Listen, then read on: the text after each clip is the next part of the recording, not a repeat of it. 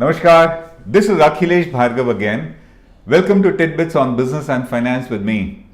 The emerging global economic scenario looks to be worrisome, and that's because of the tariff wars initiated by Donald Trump, the oil price hike, and the gradual and consistent tightening of global liquidity.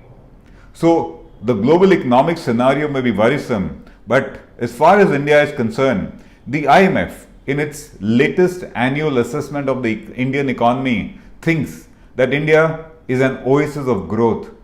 The IMF thinks that India is now the locomotive of global growth with the potential to take the global growth along with it. Last year, India contributed to 15% of the global growth. No wonder the IMF thinks that India is a potential, or it is a long-term source of growth which will take the world along, and so it says that the Indian elephant has begun to run. It says, the IMF says that India's growth is expected to be 7.3% this year. It will increase to 7.5% next year, and it expects this kind of a growth to continue for decades to come. And in saying so, the IMF recognizes, it says that Indian economy is firing on all the three main cylinders of growth, which is investment, consumption, and exports.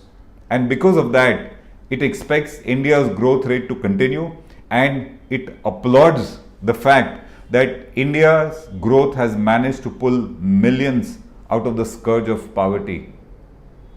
The IMF thinks that India's reforms are finally taking off in terms of the ground result.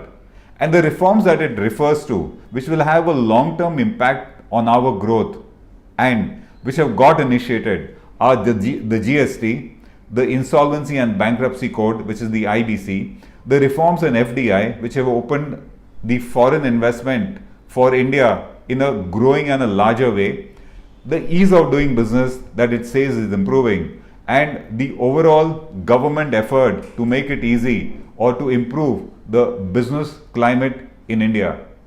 The IMF thinks that it is these long-term policies which are reflecting on India's growth and will continue to reflect on India's growth for the betterment of India and for the betterment of the world. And with this scenario, where the three cylinders are all firing together, the IMF thinks that despite the global headwinds in the global economy, which is the oil price rise, which is the tariff war initiated by Trump, and which also is the tightening of the global liquidity, it thinks that India's growth will not suffer. India will continue to grow, and India will continue to help the world to grow. In its assessment of the Indian policies and Indian economic situation, it also mentions the fact that inflation is rising. India's inflation, which the Reserve Bank targets to be in the range of 4%, is expected to inch up to 5.2%. But the IMF doesn't think it's a cause for worry.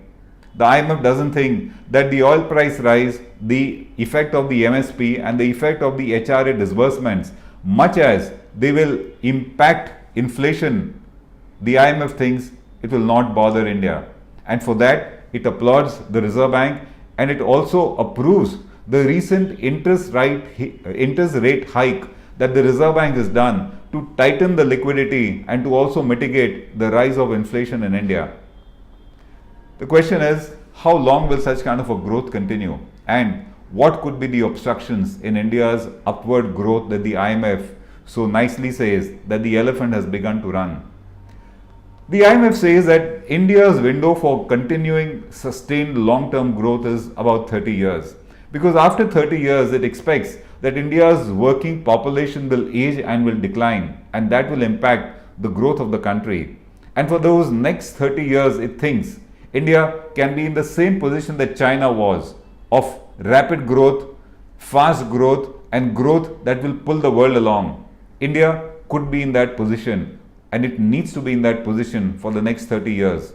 But for that to happen, apart from the present reforms and policies, the IMF says that we need to have some further structural reforms in labor, in infrastructure, because we still have a yawning infrastructure deficit, in management of India's fiscal deficit, in inflation fighting, and certainly in terms of further and better ease of doing business in India. It's nice to know that the IMF has good things to say about India. In fact, in India at the moment, the importance of IMF as an agency has diminished. But if this was about 20 years ago or even 10 years ago, IMF had often bailed out India in the past, and its words about India, its predictions about India were taken in an even more serious manner. But let's look about this good positive scenario that the IMF talks about. We are of course very happy to hear that India's policies seem to be in the right direction and growth is taking off. But we are not unmindful of certain ground realities. And what are the ground realities? The ground realities are that ease of doing business is not what is claimed to be as far as the ground realities are concerned. Red tapeism and corruption and multiple window approvals and many approvals needed before you start business do not make ease of doing business to be as ideal as it ought to be. Along with that comes the fact that we face heavy regulation, cost of compliance in India is very high, entrepreneurs do not get bank loans thanks to the unresolved bank crisis of India, inflation is looking up and jobs are not there to come by. We would also of course add that infrastructure deficits, infrastructure shortfall is another major hindrance for India's growth and also for ease of doing business. So things are good, but for them to really become far better and for India to achieve its growth potential for the next 30 years, as the IMF says and wants, we need much more to be done. And that much more to be done will become a big question mark if in the next year's elections we get a fractious coalition, quarrelsome coalition at the center. The policy direction, you can be sure at that time, will also get fractured. This is Akhilesh Bhargava signing off till we meet again. Namaskar.